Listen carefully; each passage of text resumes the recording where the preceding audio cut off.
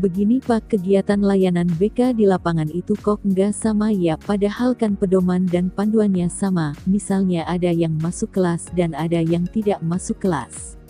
Mohon penjelasannya Pak. Baiklah begini Bu, memang kita punya panduan yang sama ya, punya pedoman yang sama, Permen yang sama, Permen 111 tahun 2014 tentang layanan BK di sekolah. Cuma memang kondisi lapangan kan berbeda, terutama dalam hal personel BK ini di lapangan ini kurang. Nah, untuk yang sekolah yang mempunyai guru BK, bidang BK, itu mereka umumnya masuk kelas ya. Mereka menyampaikan layanan klasikal di kelas untuk terutama layanan-layanan informasi. Nah, terutama ini untuk sekolah yang tidak punya tenaga BK, mengingat keterbatasan ya. Jadi mereka terpaksa ya tidak bisa mengadakan layanan klasikal. Ya, mungkin itu penjelasan sedikit saya, Bu. Pertanyaan berikutnya yaitu sejauh mana esensi pentingnya layanan BK masuk kelas atau BK klasikal? Jadi begini, Bu.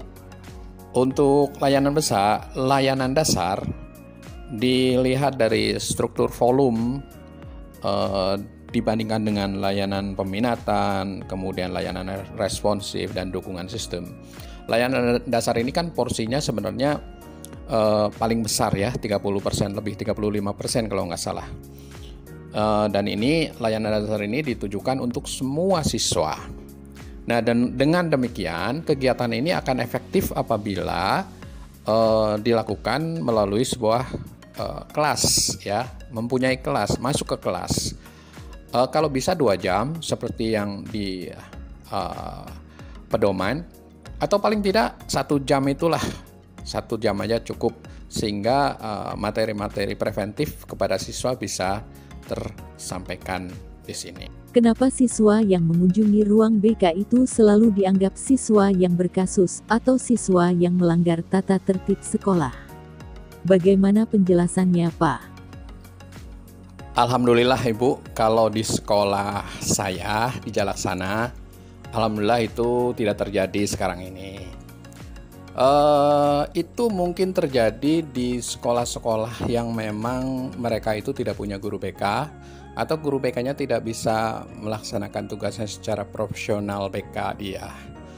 Jadi mungkin ada guru mata pelajaran yang memanggil siswa di ruang BK, kemudian dihukum, diomelin, dan sebagainya.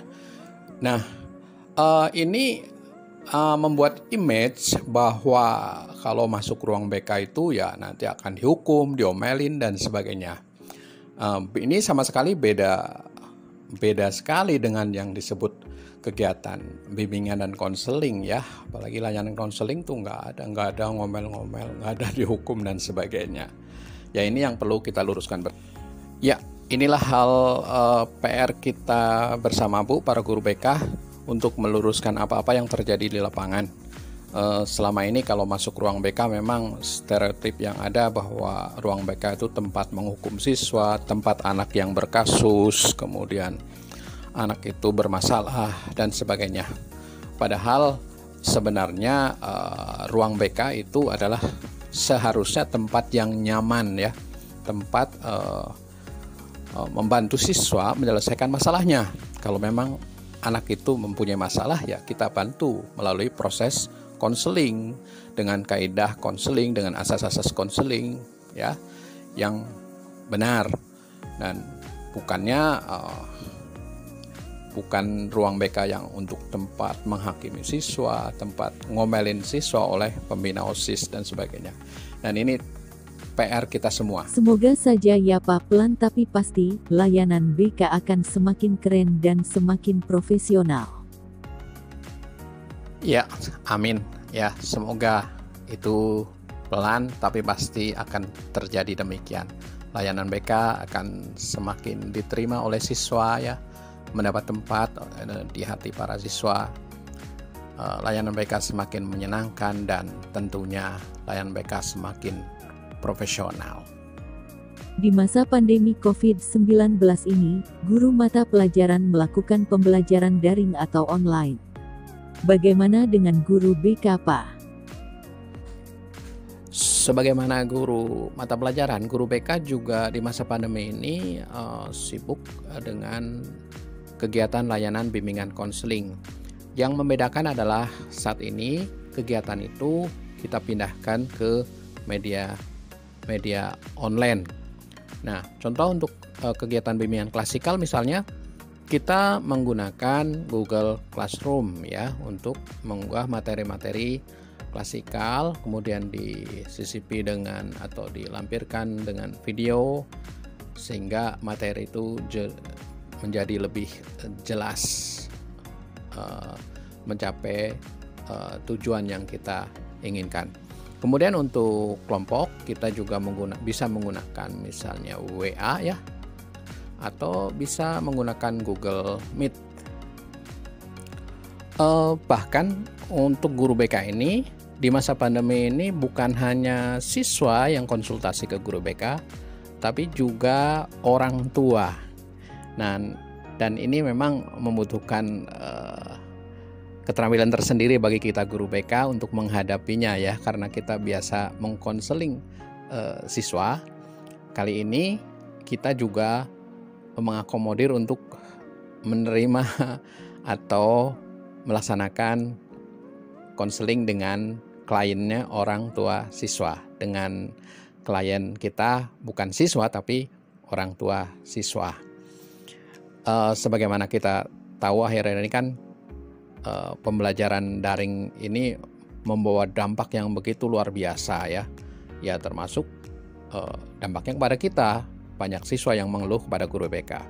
Omong-omong belajar daring, apakah siswa Bapak semua ikut kegiatan daring? Ini di daerah ya, jadi beda dengan di kota. Kalau di kota itu mungkin bisa mendekati 100% anak-anak bisa belajar daring. Kalau di daerah seperti di Jalaksana ini banyak mereka yang HP-nya pun pemakaiannya bersama-sama dengan orang tua ya, atau HP-nya numpang ke orang tuanya. Dan ada yang sama sekali tidak bisa online ya, tidak pernah ikut online. Nah, untuk yang seperti itu kita ada beberapa guru yang ditugaskan untuk mengunjungi siswa tersebut. Ya, kalau istilah kita selaku guru BK adalah kita yang melakukan home visit ya. Kita kunjungi mereka, kita berikan empati pada mereka, dan kita sekaligus ingin tahu permasalahan yang dihadapinya.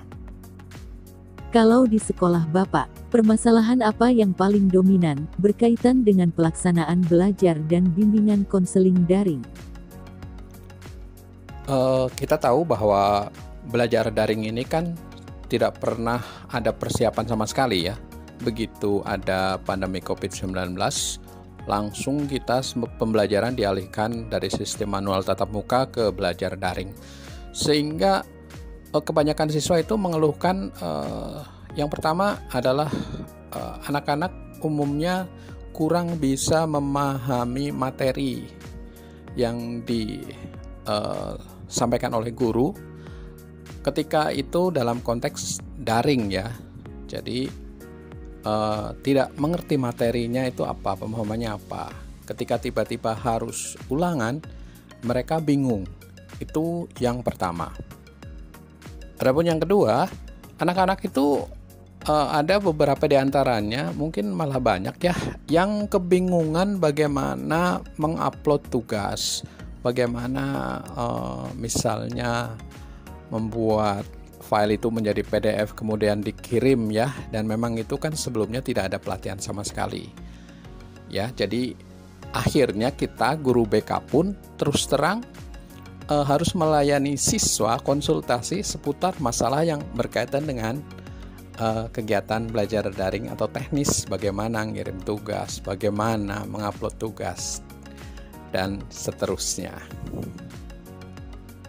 Dan di sini guru BK betul-betul ya, pada saat pandemi ini guru BK dituntut untuk multi talenta, dituntut untuk melayani lebih banyak klien, lebih banyak siswa yang konseling daripada saat-saat normal pembelajaran manual tatap muka biasa.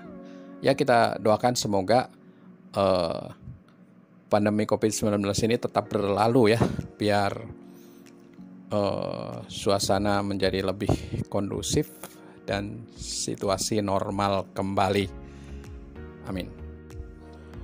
Kemudian masalah yang berkaitan dengan psikologis. Siswa itu umumnya merasa cemas ya dengan banyaknya tugas-tugas ya. Tugas yang menumpuk atau tugas yang menurut pandangan siswa ini, tugas ini terlalu banyak ya, sehingga ini menjadi beban tersendiri bagi siswa tersebut, sehingga ya ini akhirnya menjadi beban bagi mereka. Banyak diantaranya yang sampai ya tidak sampai stres, tapi ya sampai sangat mengganggu secara psikologisnya. Terima kasih banyak kepada Bapak kami ucapkan atas bincang bebas kita seputar layanan BK di masa pandemi ini. Terima kasih. Wassalamualaikum warahmatullahi wabarakatuh. Waalaikumsalam warahmatullahi wabarakatuh.